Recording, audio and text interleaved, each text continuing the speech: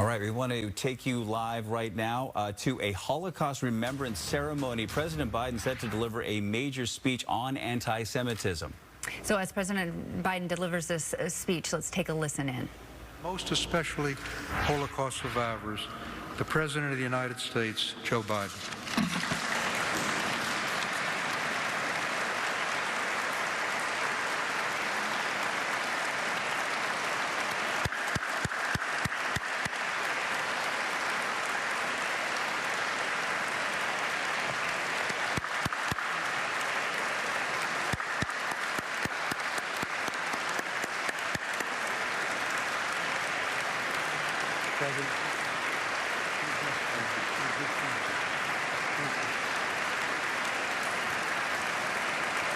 Thank you.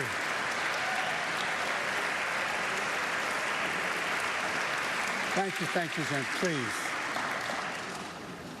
Thank you, Stu Eisenstadt, for that introduction, for your leadership in the United States Holocaust Memorial Museum. You're a true scholar and statesman and a dear friend.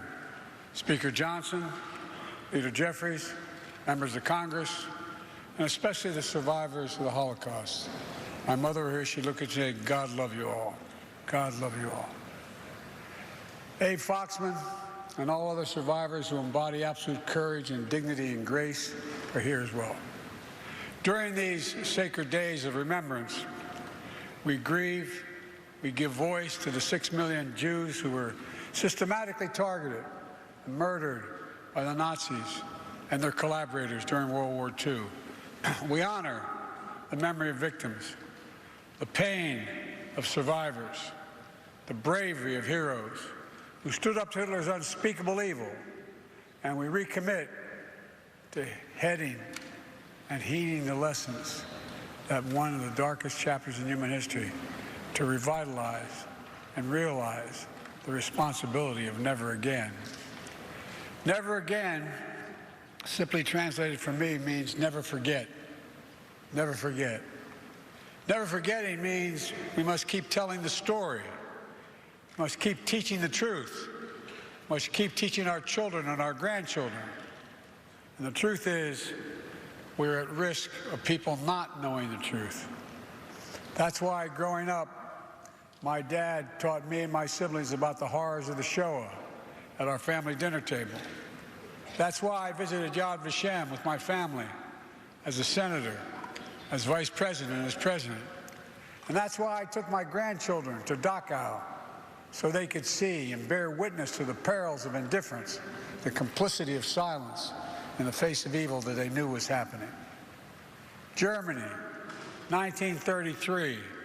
Hitler and his Nazi party rise to power by rekindling one of the world's oldest forms of prejudice and hate, anti-Semitism. His rule didn't begin with mass murder. It started slowly across economic, political, social, and cultural life. Propaganda demonizing Jews, boycotts of Jewish businesses, synagogues defaced with swastikas, harassment of Jews in the street and in the schools, anti-Semitic demonstrations, pogroms, organized riots. With the indifference of the world, Hitler knew he could expand his reign of terror by eliminating Jews from Germany, to annihilate Jews across Europe through genocide the Nazis called the final solution. Concentration camps, gas chambers, mass shootings. By the time the war ended, 6 million Jews, 1 out of every 3 Jews in the entire world, were murdered. This ancient hatred of Jews didn't begin with the Holocaust. It didn't end with the Holocaust either, or even after our victory in World War II. This hatred continues to lie deep in the hearts of too many people in the world, and it requires our continued vigilance and outspokenness. That hatred was brought to life on October 7th in 2023. On a sacred Jewish holiday, the terrorist group Hamas unleashed the deadliest day of the Jewish people since the Holocaust. Driven by ancient desire to wipe out the Jewish people off the face of the earth, over 1,200 innocent people, babies, parents, grandparents, slaughtered in their kibbutz, massacred at a music festival, brutally raped, mutilated, and sexually assaulted. Thousands more carrying wounds, bullets and shrapnel from the memory of that terrible day they endured. Hundreds taken hostage, including survivors of the Shoah. Now, here we are, not 75 years later, but just 7.5 months later, and people are already forgetting. They're already forgetting that Hamas unleashed this terror. It was Hamas that brutalized Israelis. It was Hamas who took and continues to hold hostages. I have not forgotten, nor have you, and we will not forget.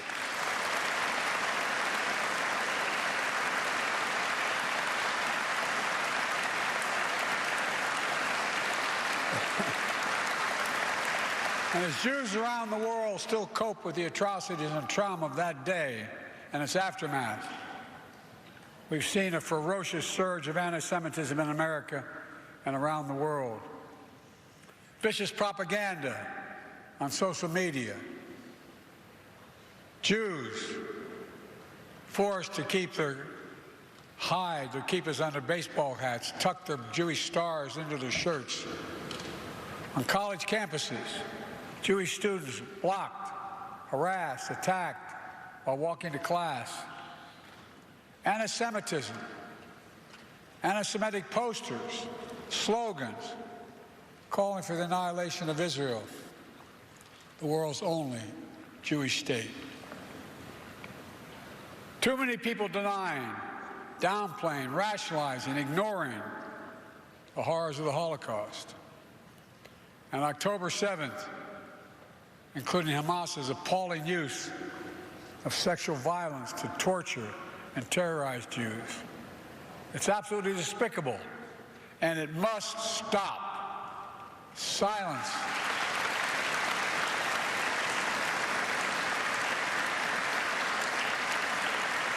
Silence and denial can hide much, but it can erase nothing. Some injustices are so heinous, so horrific, so grievous, they cannot be buried, no matter how hard people try. In my view, a major lesson of the Holocaust is, as mentioned earlier, was not inevitable. We know hate never goes away, it only hides. And given a little oxygen, it comes out from under the rocks. But we also know what stops hate. One thing, all of us. The late Rabbi Jonathan Sachs described anti-Semitism as a virus that has survived and mutated over time. Together, we cannot continue to let that happen. We have to remember our basic principles as a nation. We have an obligation. We have an obligation to learn the lessons of history so we don't surrender our future to the horrors of the past. We must give hate no safe harbor against anyone. Anyone. From the very founding, our very founding, Jewish Americans, who represent only about 2% of the U.S. population, have helped lead the cause of freedom for everyone in our nation. From that experience, we know scapegoating and demonizing any minority is a threat to every minority and the very foundation of our democracy. So in moments like this, we have to put these principles that we're talking about into action. I understand people have strong beliefs and deep convictions about the world. In America, we respect and protect the fundamental right to free speech, to debate and disagree, to protest peacefully and make our voices heard. I understand that's America. But there is no place on any campus in America, any place in America, for anti-Semitism or hate speech or threats of violence of any kind.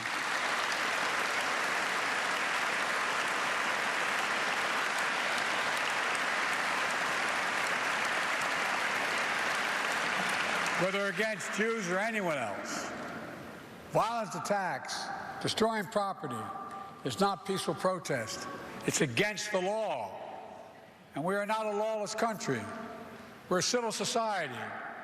We uphold the rule of law. And no one should have to hide or be brave just to be themselves.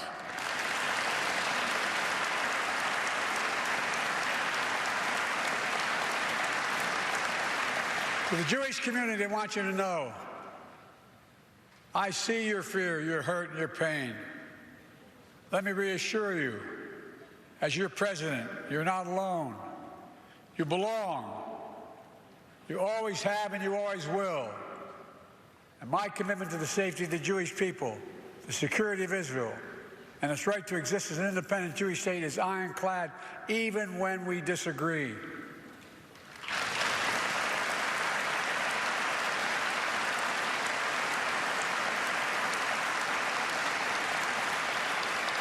My administration is working around the clock to free remaining hostages, just as we have freed hostages already, and will not rest until we bring them all home.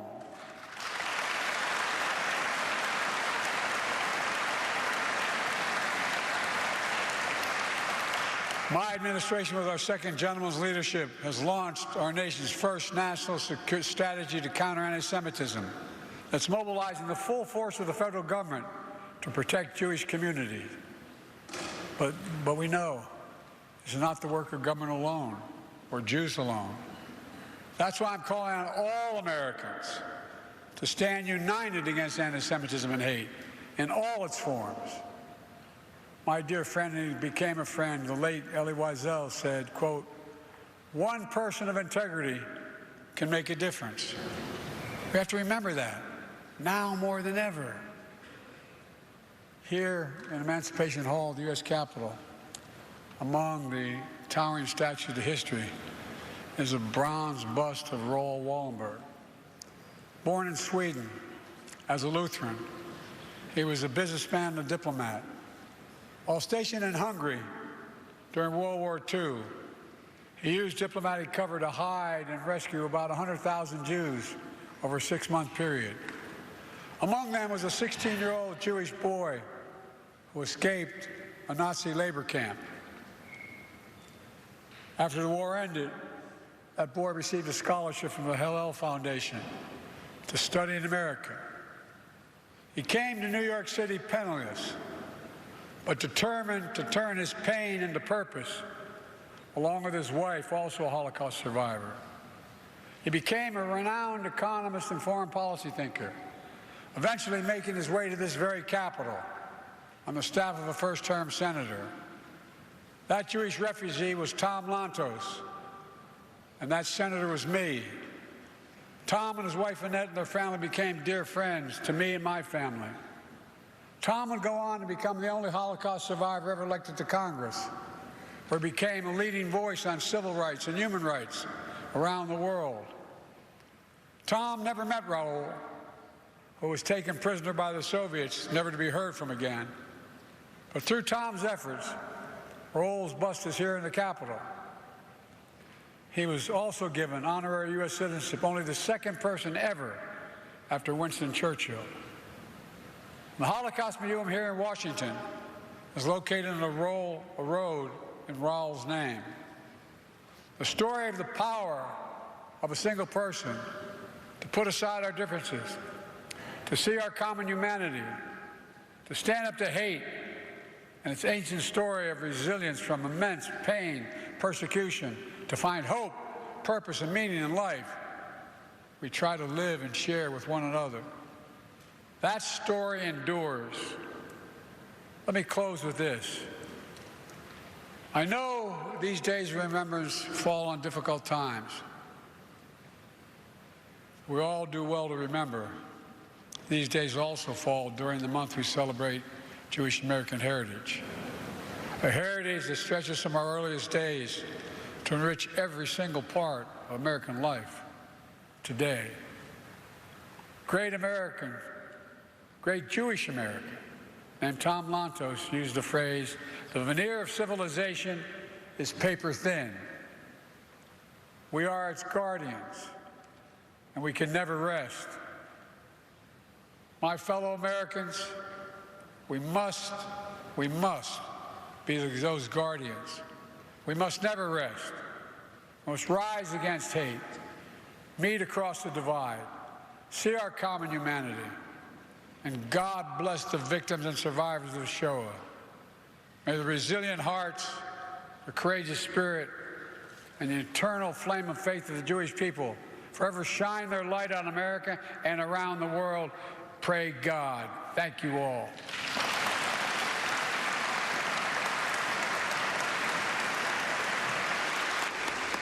All right, here's President Biden speaking this morning from the Holocaust Memorial Museum's Day of Remembrance event in Capitol Hill.